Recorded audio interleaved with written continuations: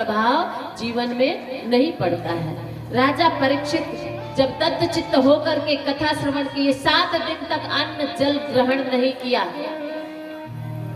और जब 7वें दिन उनसे सुखदेव मुनि पूछते हैं, राजन कथा श्रवण करके कैसा महसूस कर रहे हो, क्या फील हो रहा है? तो राजा परीक्षित कहने लगे, गुरुदेव कथा श्रवण करने के बाद मेरा अंतःकरण इतना निर्मल, इतना पावन पवित्र हो गया कि अब तो मुझे कण-कण में परमात्मा दिखाई दे रहा है।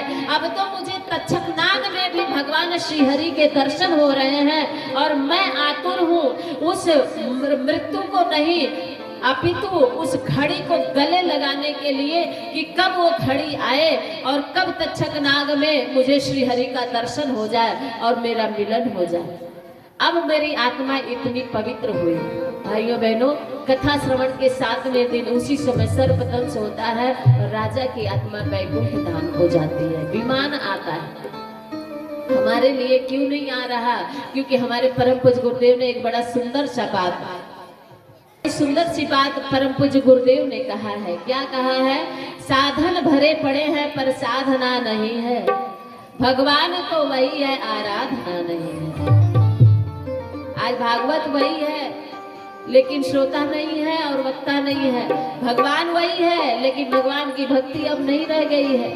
अब तो भक्ति में भी डिमांड हो गई है। अब तो भक्ति भी व्यापार बन गई है। 1.25 किलो लड्डू हनुमान जी चढ़ाएंगे, हमारी ये मनोकामना पूरी कर दीजिए, ये भक्ति हो गई। तो अब जरा ध्यान से सुनिएगा। राजा परीक्षित को जब ये पता चला कि 7वें दिन हमको जिंदा रहना है, तो अपने जीवन को मुक्ति का उपाय सोचने लगे, मोक्ष का उपाय सोचने लगे। क्या करें कि हमारी मुक्ति हो जाए? अब इनमें से जितने भाई बहन बैठे, हम सबसे एक प्रश्न करेंगे।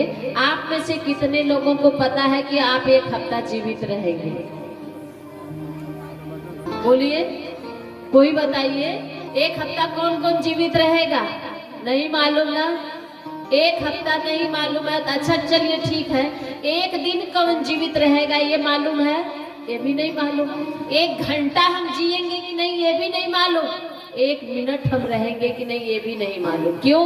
क्योंकि मेरे भाइयों बहनों,